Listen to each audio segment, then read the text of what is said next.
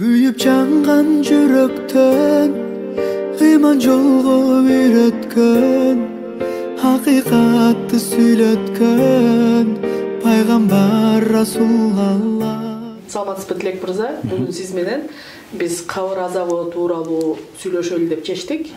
Биринчи суроо анда мындай болсун: кабыр азабы деген эмне жана ал кандай түшүнүктү камтыйт? Аузу биллахи минаш шайтанир раджим. Бисмиллахир рахманир рахим. Алгач алкыш жана мактылар жараткан Аллах таала болгон болсун.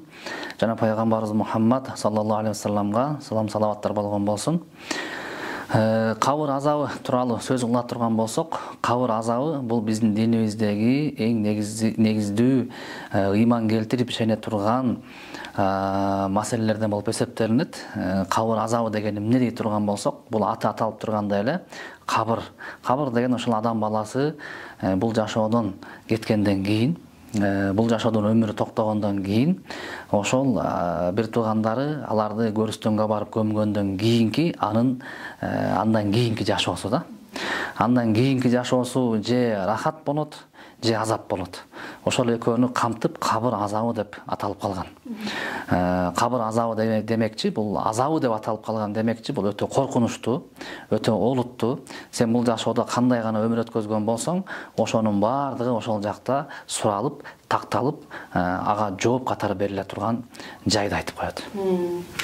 Негизи ушул кабыр азабы жөнүндө диний түшүнүктөрдө кандай айтылат жана бул тууралуу хадистерде эмнелер айтылат? Кабыр азабы тууралуу Аллах таала дагы Куранда өзү айта кеткен жерлери бар. Мисалы үчүн Аллах таала фараон Муса пайгамбарды канчалык коомун азаптаган фараондун өлгөндөн кийин Алла таала ушинтип айткан жери бар да. Фараон жана анын үй бүлөсү эртели кеч азапталып турат дейт да. Эртели кеч азапталып турат дагы, ал азап бүткөндөн кийин анан тозокко киргиле деген аларга жарыя салынат дейт. Алымдар айтат, ошол эртели кеч азапталып турат деген ошол фараон кабырда эртели кеч от менен күйгүзүлүп азапталып турат дагы, ошол азап кыямат күнгө чейин уланып, качан кыямат кайым болуп бардык адамдардын бардыгы жебейишке же тозокко бөлүнгөн учурда андан дагы чоңураак азап болгон тозокко анын үй бүлөсү киргизилет дейт. Демек ушундай бир Алла таала айтып койгон жерлери бар кабыр тууралуу.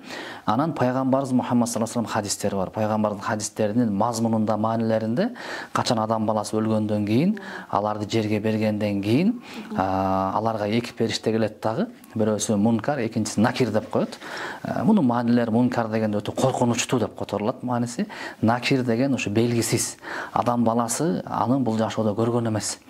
Эгерде ушундай күнөөкөр адам болгон болсо, ушундай алардын пайгамбар сүрөттөп берген жери бар. Алардын тумшуктары, тиштери ушул уйдукундай болгон, көздөрүндө от жалындаган, ушундай бир коркунучтуу сүйлөй турган болсо, баягы чагылгандын үнүндөй ушундай катуу угулуп турган үн менен сүйлөгөн эки периште келип, алардан эң биринчи жараткан Кудайың ким деп сурайт деген бар да. Андан кийин сенин пайгамбарың ким, диниң эмне деп сурайт деген пайгамбардын хадиси бар. Албетте ал учурда көп адамдар ойлоп калышы мүмкүн, эми азыр билип турам, ошонун айтып берип коем деп. Жок, ал учурда Алла таала Куранда Ясин сүрөсүндө айтып койгон жери бар. Мен адамдарды өлгөндөн кийин тилдерин бууп, тилдерине, колдоруна, буттарына ошондой мөөрө басып коем дейт да. Алардын ордуна алардын жүрөгү сүйлөйт дейт. Демек кабырга барганда ошолордун сурагы болгон учурда сенин жүрөгүңдө бул жашоодо эмнени багындырып, эмнени сиңирген болсоң, ошол эки периштенин алдында ошол суракка жооп берилет дейт. Пайгамбар ушундай айткан хадистери бар, андан башка пайгамбардын бир топ хадистери бар. Кийинки суроолордо балким ошолордун арасынан айтып жооп берип кетебиз. Демек деген ошондо кабырга адам баргандан кийин ошол жерде суроо берилет экен. Сиз айтып атпайсызбы, 3 суроо эле айттыңыз да, азыр жооп берилет деп. Ошо 3 эле суроо берилет. Ушул 3 суроо деп келген хадистер бар. Алымдар мындан да көп болот дейт да. Сен бул жашоодо Кудайдын алдында 5 мал намазың тургуздуңбу, намаз окудуңбу, орозо кармадыңбы, зекет бердиңби, ажылыкка бардыңбы деп Алла менен болгон сенин мамилең тууралуу сурак болот дейт. Анан пенде менен болгон мамиле сурак болот дейт да. Сен эмнеге баланчанын түкүнчөсүн уурдап алдың, баланчанын акысын жедиң, түкүнчөнү ушактадың деген болот дейт. Эми ошонун баары баардыгы сурак сөзсүз болот ал жерде. Бирок пайгамбарыбыз негизгилерин айтып кетти да. Ошонун арасында эң негизгиси, сен Кудайың ким? Сага жөнөтүлгөн акыркы элчи ким? Диниң эмне деп негизгилерге ушуга адам баласы даярданса, ал адам сөзсүз намазын да окуйт, орозосун да кармайт, зекетин да берет деп. Демек пайгамбар ошону айтыш менен сен ушунун тегерегинде даярданып бул жашоодо ошол кабырга даярдык көр дегени. А болбосо кабырга барган ушул үчөөнө жооп берсем, калганына жооп бербей калам деген суроо жок. Алардын баардыгына тең сурак жооп болот дейт да. Негизи кабырдагы сурак деген адам өлгөндөн кийин эле башталабы же болбосо акыры кыямат келгенден кийин башталабы? Ушул жакка токтоло кетели. Кээ бир биздин бир туугандарыбыз кабыр азап дегенде ошол мүрзөлүк астында тешиктеги сурак болот деп түшүнөт да. Бул андай эмес. Анткени биздин Кудай Таала жаратып койгон алам үчкө бөлүнөт. Бул жашоодогу дүйнө аламы бар, биз жашап аткан. Анан акырет аламы бар, бейиш тозок аламы бар. Ушул бейиш тозок аламы менен ушул дүйнө аламынын ортосунда дагы бир алам бар да. Ал аламдын атын барзах аламы деп коет. Барзах. Ушул барзах аламы бул атайын ошол бул жашоодон өтүп экинчи ушул аламга түшөт. Дароо тияка барбайт да. Ушул аламга түшөт. Эми адамдын жаны чыккандан кийин ал кабырга мүрзөгө коюлгандан кийин ошол анын жаны ошол барзах аламына барат дагы, ошол барзах аламынан анан мункар менен накир келип сурайт. Эми биздин ислам динибизде барзахтан сурайт деп айткандын ордуна тоголоктоп кабырда сурайт деп койгон да.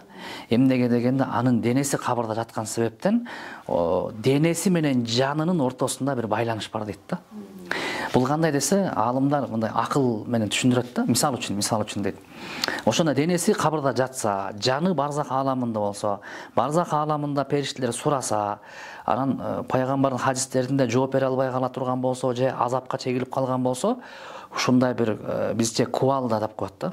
Жанагындай балта менен уруулап жерге чейин ушундай кыйнашкан учурлар болот дейт да. Ошол кыйынчылык, ошол барзах аламында болсо, денеси биякта болсо, денеси да азапталабы? Же жаны эле азапталабы? Же болбосо тескеринен барзах аламында жаны болуп, денеси кабырда жатса, ал жакта намаз окуган, ыймандуу, Алланы тааныган, Кудайдан корккон пенде болсо, ал жакта рахат алып, ошол жакта бир бейиштин форточкасы ачылып калат дейт да. Бейишке бара элек, бирок ушунда бейиштин бир жыпар жытын жыттап, ошол жакта рахат алып турган болот дейт. Ошондо жаны гана рахат алган болобу же денесиби десе, алымдар экөө тең бирдей дейт да. Кандай десе, мындай деп түшүндүрүшөт. Мисалы үчүн сиз уктап атсаңыз, денеңиз менен уктап жатасыз, түш көрүп аткан болсоңуз, түшүңүздө мисалы үчүн бирөө менен мушташып атасыз, бирөө менен урушуп атасыз, же бирөөдөн качып жүрсөңүз, сизди сырттан карап турган адам уктап атканда мындай кабагыңызды түйүп кыйналып атканын көрөт да. Бул уйку өлүмдүн кичинеси деп коет, же болбосо жан ошондо рухтан чыгып деп айтылат. Демек сенин ошол учурда жаның, рухуң түш көрүп кыйналып атса, денең дагы тырышып аткан болот дейт да. Эгерде сен жаның ошо түшүңдө жакшы бир гүлдөрдү жыттап жыргап аткан болсоң, сенин жүзүңдө мына жылмайып болот дейт уктап атканда. Экөө байланыш болуп атабы дейт, байланыш болуп атат дейт. Ошол сыяктуу адамдын жаны барзах аламында кыйналып аткан болсо, денеси да таасир берет дейт. Көп эле учурлар болгон экен, ошол мүрзө казган адамдардан сураса, канча бир жылдан кийинки кайра мүрзөнү казып аткан учурларда ошондой баягы күйүп кеткен сөйөктөрдү, же болбосо кыйналып жатканда жүздөрү карайып кеткен адамдарды көргөнбүз дейт да. Тескерисинче кээ бирөө ушундай уктап жаткан абалда жатканын көргөнбүз дейт. Демек денеси ошол барзах аламындагы руху жаны менен болгон байланыштагы алаканы айтсак болот да. Байланыштагы болгон адамдардын баардыгынын менен болгон алакасынан дагы суралат да, анчы. Ошон үчүн аларды күтүүгө туура келеби же? Түшүнүктүү. Мисалы үчүн бир канча адамдарды алдап кеткен, же уруп кеткен, же баланча кылып кеткен болсо, алар тирүү болуп, тигил адам өлүп кеткен болсо, кабырда кандай болот деген суроо болот да. Десе, жок, кабырда Аллах Таала эң негизги ошол кылган иши тууралуу суралат да. Адамдын өзүнө тиешеси жок. Эмнеге андай кылдың, эмнеге акысын берген жоксуң деген ошол боюнча суралат. Ал жакта адам баласы ошо жүрөгү менен жооп берет да. Ал эми кабырдагы сурактар баары бүтүп, качан бүтөт кабырдагы сурактар? Качан бул биздин жашоо дүйнө ааламыбыздын баардыгы өлүп, Бардыгы жашоо токтоп, качан күн жакын келип, качан күн чыгыштан чыгып, качан даджал келип, кыямат кайымдын белгилерин баары бүткөндөн кийин анан Аллах Таала кайра тирилтет да адамдардын баарын. Ошондо бардыгы тирилип, ошол махшар майдан деген ошол бир аянтчада чогулуп, анан ошол жерде Аллах Таала бардыгын бири-биринин акысын алып берет дейт. Анда бардыгы бири-бирин көрүп акысын алат дейт да. Ошол жерде мисалы үчүн бардыгы жакшы эле намазың жайында, ибадаттың жайында баары жакшы, бирок адамдарды алдап жүргөн болсоң, ошол адамдын акысын бермейинче, ошол адамды ыраазы кылмайынча сен үчүн бейиш жок деп айтылат да. Ошон үчүн эң өтө олуттуу нерсе бул адамдар менен болгон мамиледе дагы сен Кудайдан корккон бол дейт да. Ошол кабырдагы азапка түшүп калуунун себептери эмнеде? Адамдар кандай күнөөлөрү үчүн ошо кабырдагы азапка туш болуп калышат? Бул боюнча алымдар бир топ мисалдар келтиришкен да. Эң негизги, эң чоң мисалдардын бири бул ширк дейт да. Кудайга шерик келтирүү. Кудайга шерик келтирип, Кудайдан башка бир жалган кудайларга сыйынып, көзү ачыктык кылып, же болбосо ушуга окшогон нерселерди кылган болсо, буларга эң кабырдын азабы бар экендигине кепилдик бар дейт да. Анткени Куранда Алла Таала мындай адамдарды азаптайм деп убадасын берген дейт. Бул биринчиси. Экинчиси болсо, бул эки жүздүүлүк дейт. Эки жүздүүлүктө экиге бөлүнөт. Биринчиси ошол Кудайга ишенбестен, көкүрөгү менен ишенбейт, бирок адамдардын алдында Кудайга ишенем деп кое берет да. Же болбосо Кудайга да ишенет, бирок адамдар менен болгон мамиледе эки жүздүүлүк кылып кое берет мисалы үчүн. Ушундай адамдарды дагы кабырда азап болот экендигинде пайгамбар көптөгөн хадистерде айтып кеткен. Үчүнчүсү бул жалган сүйлөгөндүк. Жалганды көп сүйлөгөн болсо пайгамбарыбыз айтып берет, мен түшүмдө уктап атсам, мени периштелер келип асманга көтөрүп кетишти дагы, анан мени ошол тозокто кыйналып аткан, кабырда кыйналып аткан адамдарды көргөзсү дейт да. Ошол кабырда кыйналып аткан адамдарга ушундай бир коркунучтуу периштелер келишип, баягындай балык кармаган жана крючок сыяктуу темирди адам баласынын оозуна киргизип, кайра көзүнүн тешигинен чыгарып, башын экиге бөлүп атканын көрдүм дейт да. Ошол нерсе кайра башы биригип калат экен, кайра тилет экен, кайра биригип калат экен. Ошентип баягы инфинити деп коет, баягы акыры жок, баягы туңгуюктай болгон бир убакытка чейин кете берет экен дейт да. Мен бул ким дегенде мага периштелер бул жалган сүйлөгөн адам деп жооп беришти дейт да. Ошол эле учурда башка бир хадистерде жанагы сүткорлук кылган адамдардын айтып берет. Сүткорлук, процент алгандар, кредит алганда, кредит бергендер дейт да. Буларга пайгамбарыбыз андан ары бардык дейт периштелер менен дейт. Ары барган учурда ушундай бир дарыя бар экен дейт, кандан болгон дарыя дейт да. Ошол кандан болгон дарыяда бир адам арасында бир чумкуп, бир чыгып жүрөт дейт. Анан ал бер жака чаба коюп чыкса, анын оозуна ушундай бир коркунучтуу адамдар оозуна таш толтуруп жатышты дейт да. Аркы жээкке чыгат, ар жактан да оозуна таш толтурат дейт. Бер жака чыгат, таш толтурат дейт. Ошентип бул кыйналып жатканын көрдүм дейт да. Бул ким, кайсыл адам дегенде бул ошол жанагындай сүткорлук берген жана алган адам деп жооп беришти дейт да. Башка бир жерде пайгамбарыбыз мен ушундай көрдүм дейт. Курсагы ушундай челкейип кеткен дейт. Курсагынын ичинде жылаандардын сүйүлүп жүргөнүн көрдүм дейт да. Бул ким дегенде ошол курсагына толгон жылаан адамдар, булар ошо сүткорлук берип алгандар деп айтты дейт да. Демек булар дагы ошол кабырдагы эң коркунучтуу азаптардан. Жана ошондой эле пайгамбар саллаллаху алейхи вассалам айтат, бир жолу сахабалары менен кетип баратып, бир эки адам жаткан кабырды көрөт дагы. Анан пайгамбар токтойт дагы, пайгамбарыбызга кулагын Алла Таала ушинтип угузуп турган. Айтат, бул эки адам өтө кыйналып аткан экен дейт да. Чаңырып кыйкырган үнү мага угулат дейт. Бул жакта кимдер жатат билесиңер дейт да. Биз билбейбиз дейт адамдар. Бул биз билбейбиз, таныш, бейтаныш кабыр дейт. Анан пайгамбар айтып берди дейт. Бул экөө азыр өтө кыйналып жатышат, азап чегип дейт. Булардын кабырда кыйналып жатканы өтө чоң деле күнөө кылышпаптыр дейт. Бир майдараак күнөө экен дейт. Бирок ошол майда күнөө дагы кабырда өтө оор экен дейт. Айтып берейинби эмне десе, бирөөсү кыйналып атканын себеби сөз ташыгандыгы үчүн дейт да. Бир адамдын сөзүн экинчи адамга ташып барганды адат кылып алган, ошон үчүн азапталып жатат дейт да. Экинчи адам болсо, даарат алганда, ажатканага киргенде өзүнүн заарасын толук ушатпастан, кийимине тамчылатып өтө өзүн кир алып жүрөт экен, ошол себептен азапталып жатат дейт да. Демек ушул экөө дагы кабырда азапталып калуудан дагы себептердин бири экен да. Жана ошондой эле айтылып кете берет, ошо жалган сүйлөгөн, азыркында сөз ташыган сыяктуу ушулардын баардыгы кабырда бир азап берип калуучу күнөөлөрдүн бири экен.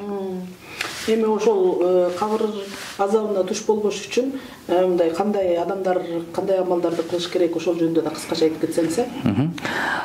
Кабырда азапка туш болуп калбаш үчүн Кудай Таала баарыбызды андан сактаган болсун, дуа кылыш керек эң биринчи. Пайгамбарыбыз ар бир намаздан кийин дуа кылат эле дейт да. О жараткан Аллах Таала мени кабыр азабынан сакта, жана кыямат күнү келе турган дажжалдын фитнасынан, азгыруусунан сакта деп дуа кылат эле дейт да. Ошол дуадан сөзсүз түрдө кылыш керек болот. Дуа кылгандан кийин дуа эле кылып жата бербестен экинчиси ошону амал түрүндө көргөзүш керек. Жанагы күнөөлөрдөн сак болуп, ар бир кылынган күнөөдөн тооба кылып Кудайдан кечирим сураш керек болот дейт. Анан үчүнчүсү, алымдар айтат, эгерде кимде ким Куран окуганды билген болсо, ал эми ар бир мусулман Куран окуганды жакшы билиш керек. Мүлк сүрөсүнүн кечинде окуп жаткан болсо дейт. Бизде Кураныбызда 114 сүрөнасында мүлк деген сүрө бар. 1,5 барактан турат. Ошону окуп жаткан болсо, ага эч качан кабыр азабы болбойт дейт да. Демек ошондой амалдарды, ошондой ибадаттарды кылып, кабырдан сактанууну сурап, аракет кылышыбыз керек болот. Бирок ошол дуа кылганга жараша, дуага амалдагы, кылып аткан амалдардагы топ келиш керек. Ооба. Негизи ошол кабыр азабы тууралуу ислам дининдеги аалымдар кандай ойлорду айтышат, жана ушуга байланыштуу бир эки мындай кызыктуу окуялар жөнүндө да айтып берсеңиз. Кабыр азабы тууралуу. Кабыр азабы тууралуу ислам аалымдары кабырга ыйман келтирүү милдет деп айтылат. Кабырга ишенүү.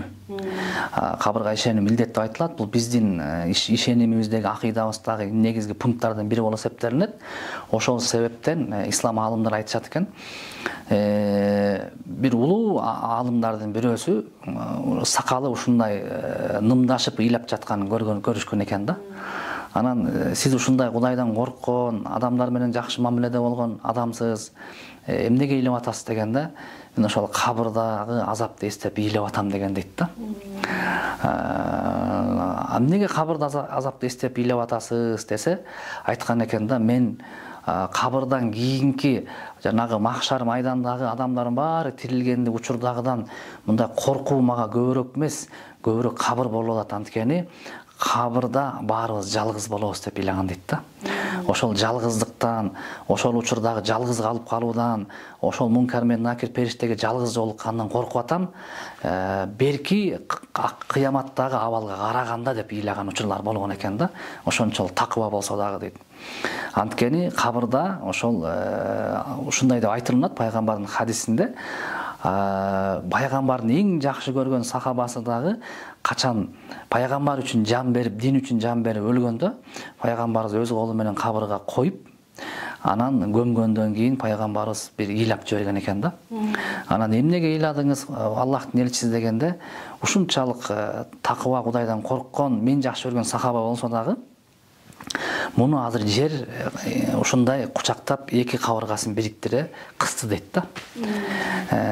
Билип койгула, баарыңар тең жер алдында кысыласыңар дейт да. Жер ушунчалык кысат дейт, өзүнүн акысын алат экен. Ошондо пайгамбар колу менен манжасын ушинтип кабыргаңар кысылат деп айткан дейт да. Ошол себептен көп аалымдарыбыз кабыр дегенде ушундай жүрөктөрү ушундай үшүн алып, коркуу ушундай басчы дейт да. Жада калса ушинтип айтылынат. Бизде Умар ибн Абдул-Азиз деген падыша болгон ислам ааламында. Бул киши ислам тарыхында мамлекет башчылыкка келгенде бюджет ушунчалык ылдый түшүп кетип, адамдар кедей болгон экен. Анан 2,5 жылдын ичинде мамлекетти ушунчалык байытып, зекет садака бергенге киши табылбай калган дейт да. Анан бул кишиден сурашыптыр да, сиз ушундай деңгээлде кантип Кудайдан коркуп, ушундай адилетти башкарып атасыз дегенде айткан экен. Эгерде менин коромо кирсеңиздер, бир кабыр көр казылып турат дейт да. Эгер мен ушул 2,5 жылдын ичинде бир күн болсо дагы ошол кабырыма кирип жатпаганымда, мен силерге адилеттүү болбой калмакмын деген дейт да. Демек ал киши ошол өлүмдү эстеп, кабырды эстеп, Кудайдан коркуп, эртең барганда мен бул эл жерим үчүн, үй бүлөм үчүн жооп берип калбайын деп, ошого жатып өзүн элестетчи дейт да. Ушундай аалымдардын көбү ошентип өлүмдү эстеп, турганда гана жүрөк өзүнө келет деген сыяктуу аалымдардын көпчүлүгү жалгыз караңгыда же болбосо эл жок учурунда мүрзөгө барып кабырды көп эстеп Куран окуп турушчу дейт да. Ошондо гана адам баласы өзүнө Кудайды эстөөгө келет. Нафси качан семирип кеткен учурда ошо өлүмдү эстеп кабырды эстегенде өзүнө келет деген сыяктуу кылыччу дейт да. Ошон үчүн Хасан Басри деген олуя киши айтат, мен досторумду жакшы көрөм дейт да. Анан достор айткан экен, сиз бизди айтып атасызбы дегенде, жок дейт да. Силер менин билбейм канчалык чын досмусуңар, мен силерди көргөндө Кудайды көп эстебейм дейт да. Менин чыныгы досторум шаардын чекесиндеги мүрзөдө жаткан адамдар деген дейт да. Анткени мен аларды көргөндө Кудайды эстеп турам дейт да. Аларды көргөндөн эртеңки күнү эстеп турам деп айткан дейт. Ошол себептен баягы өлүмдү эстейт деп кыргызда жаман көрүп алышат. Жок. Эгерде сен ошону эстеп, өзүңдүн эсиңе келип, акылыңды жүргүзүп, жакшы адам болуп нукка бурулуп атсаң, кабырды эстөө, мүрзөнү эстөө, өлүмдү эстеп туруп, бул жакшы нерселерден. Демек бекеринен айтылбаган экен да, тозок деген сыяктуу эле бул кабыр азабы деп ошончолук айтылган экен. Ошол жердеги тиги мындай маанисине көңүл буруп карай турган болсок, анткени алымдар айткан жери бар. Бул жанагы ыйлап аткан адамдын дагы айткан сөзү, улап кете турган сөзү бар. Анткени дейт, кабыр бул тозоктун же бейиштин алгачкы шатысы, тепкичи дейт да. Эгерде кабырда абалың жакшы болсо, Кудай буйрса бейиште абалың жакшы болот деген сөз дейт. Кабырда эгерде абалың начар болсо, анда Кудай сактасын, барар жериң жаман жер болуп калат дейт. Ошон үчүн эң биринчи адамдын түбөлүктүү акырети чечиле турган жер, мына сен өлдүң, мына сен bir күндөн кийин же бир канча секунд мүнөттөн кийин жерге коюлгандан кийинки абалың ошо чечилет дейт да. Ал узак нерсе эмес дейт. Ылдам эле чечилип калышы мүмкүн дейт. Ошон үчүн баягы адам менен ошол кабыр ортосунда бир жанагы сарымсак пияздын сыртында жабылып турган билинбеген күлөңкө сактуу дейт да. Ошо өлүм деген турат дейт. Ал бир аз тешилсе эле ар жагы кабыр дейт да. Ошон үчүн ошол эң алгачкы тепкич, эң алгачкы эшик дейт. Чоң рахмат, мына кабыр азабы тууралуу дагы бизге бир элге дагы түшүнүп берип кеттиңиз. Баарыбызды Кудайым кабыр азабынан сактаган болсун. Разы болсун. Аллаху Аллах, ömürüm sende Allah. Allahu Allah, la ilahe